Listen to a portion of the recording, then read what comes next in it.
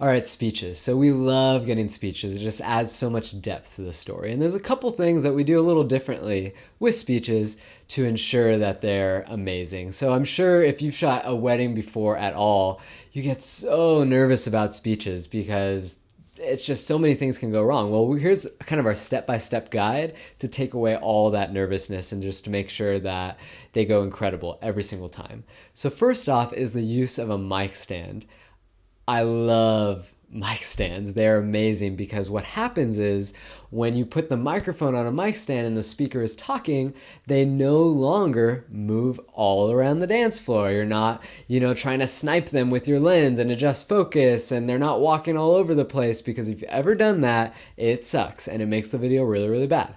So use a mic stand, put the mic on that mic stand. And then as far as the placement of the speaker and the bride and groom, we do that a little differently as well. So if you've seen some wedding videos, or if you've ever gone to a wedding, you'll notice that the typical thing is to have the head table where the bride and groom are sitting, and then the speaker stand behind the head table and give their speech. There's a couple reasons we don't like that. So one is when that's happening, the bride and groom are craning their necks up. So if you're filming the bride and groom, you're only seeing the side of their face, which doesn't look very attractive.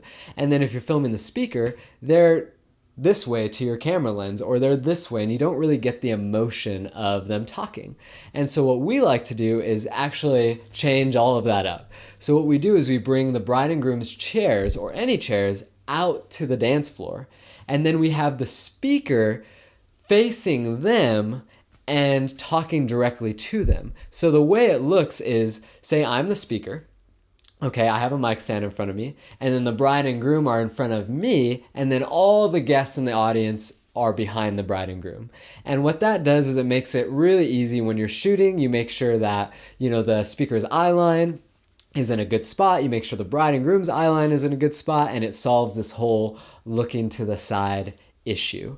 And then, as far as how we make that so it's not a big hassle, so that the DJ doesn't get all upset at us and all of this, it is handled before the wedding even takes place. So what we do is when we have a Skype meeting with the bride and groom, we tell them like, hey, this is how we do speeches. And it's key here to say why we do it that way. You want to convince them that their film is going to look better, that they're actually going to look more attractive if you do it this way.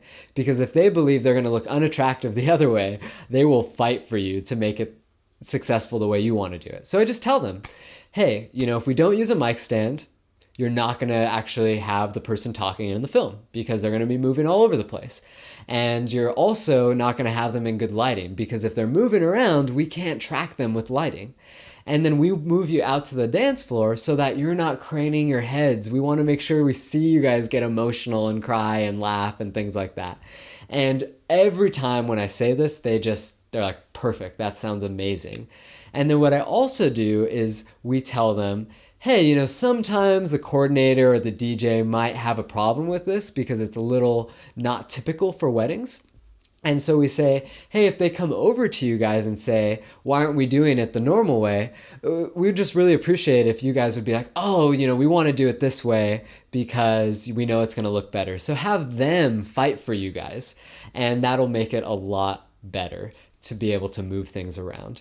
So as far as how we actually capture the audio from this section, one is, you're going to have a microphone on that mic stand. And where is that microphone coming from? Usually from the DJ.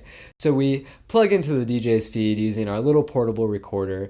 And it's kind of a complicated thing. So in the audio section or below in the description of this video, I'll link to the video in both places, and I'll show you exactly how we do that. So that's our first point of audio. The second point is just the audio on our cameras. So make sure the audio on your cameras is going and running. And then lastly, what we do as a backup is we actually tape a lav mic underneath the mic stand. And I'll show exactly how we do that in the diagram. But what this does is in case the DJ's audio is horrible or our camera audio goes out, we have that little lav mic always there as our secure backup. And this allows us not to have to mic up every single person, and it just really alleviates the stress on that front. All right, so as far as camera placement goes, this is very strategic how we do it. So we film the speeches with 3 cameras and 2 people. So what we do is we have 2 cameras locked down on tripods. So one camera is filming the speaker on a tripod, and the other camera is filming the bride and groom. So the camera that's filming the speaker is usually on a very long lens, like an 85 or a 135. Now we do this so that we're not in the speaker's grill, we're not making him or her nervous, and it also looks very professional to the guests, because if they see you crowding the speaker, right up in their face, they're gonna be like, I don't want this guy at my wedding. So that's why we like to be, back. And another quick tip for where you place the tripod is oftentimes the dance floors pick up vibrations. So if you're on the dance floor with your tripod, when someone just walks by, it's gonna vibrate. So try to have your tripod off of the dance floor. And then as far as the lockdown tripod filming the bride and groom, we'll also have that be a longer lens. And then we have one person handling both of those tripods. And the one on the bride and groom, we kind of just set up and leave recording the entire time the speeches are happening. Because the bride and groom aren't going to be moving around, they're not going to be changing heights. And then we have one person manning the camera that's filming the speaker. We make sure that camera is manned, but it is on a tripod, because they're, adjusting heights, they're moving around and things like that. So we always like to have a person being able to adjust focus and things there. And then we have a third camera and a second person roaming the entire ballroom or the various guest tables, getting guest reactions. So, this person the whole time is just, filming smiling faces and people listening and things like that. So that setup makes it really easy to capture speeches with 2 people and 3 cameras. So again, 2 are locked down on a tripod, 1 is filming the speaker, the other is filming the bride and groom.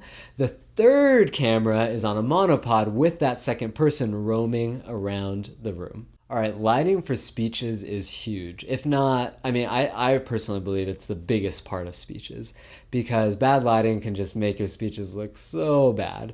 So I'll exactly diagram how we light the speeches in images below, but here's a couple tips for lighting. So first off, we light the speaker, the main speaker, with one light, and that's coming in from one side. And then we're always on the shadow side. We're always shooting into the shadow side of the light. This adds depth, it adds dimension, it just makes the shot so much more visually interesting. And then another thing you want to pay attention to with lighting is the background of the speaker who is giving the toast. If that background is brighter than the speaker, it's usually very distracting. So you want to make sure that background is darker or a little dimmed compared to how bright the light is on the speaker's face.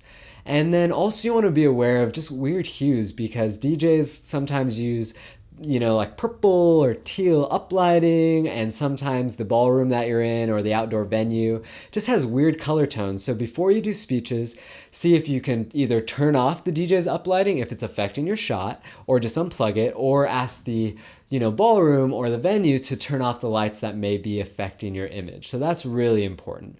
And then as far as where the lighting is for the bride and groom, same idea. We just have one light coming from one side and we're shooting into the shadow side.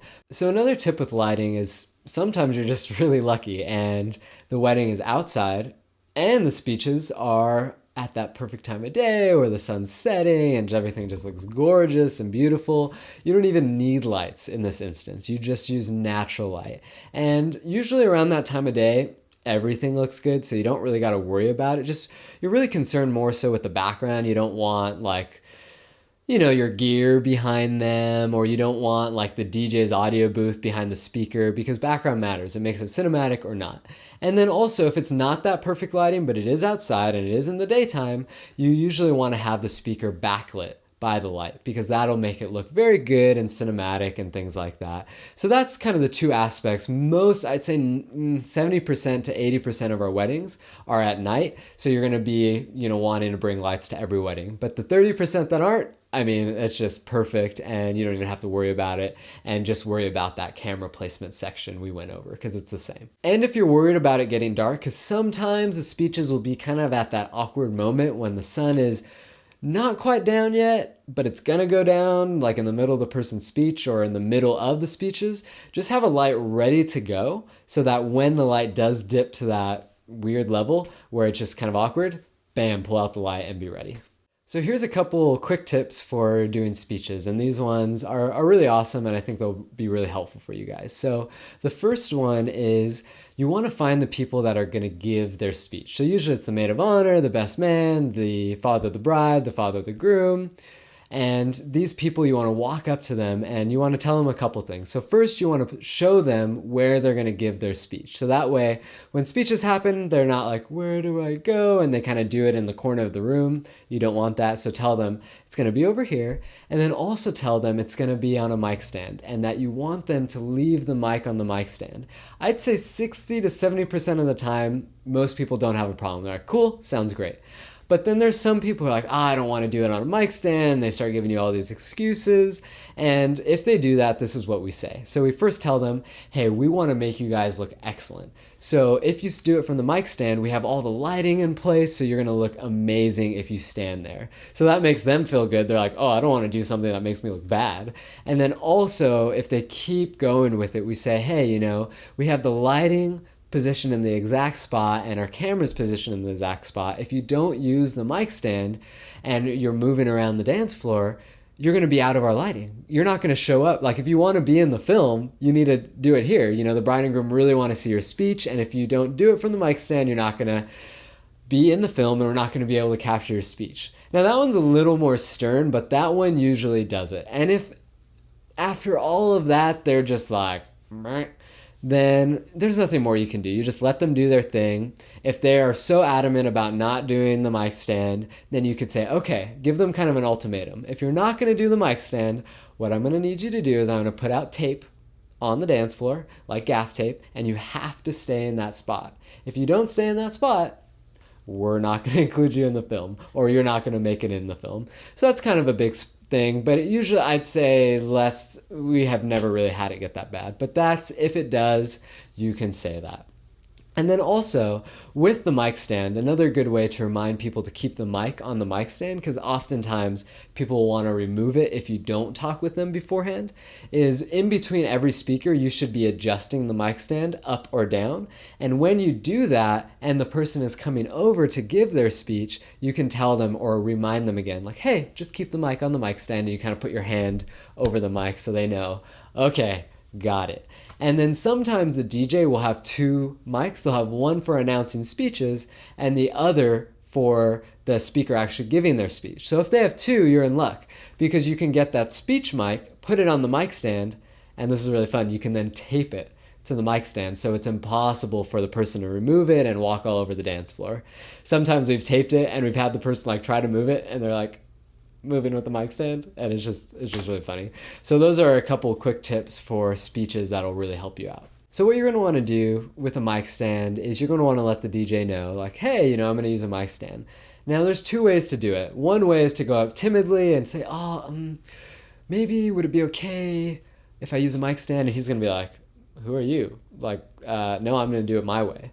But you want to go out confidently, usually when you're plugging into his system or feed. And again, don't do it when he's stressed out and plugging things in and setting up because he's going to be like, get away from me. So you want to just come up and, establish rapport and maybe tell him like, hey, I love your setup or something nice about what he's wearing or anything like that. And then just say very confidently, we're going to have a mic stand and it's going to be over here and that's where we're going to do the speeches.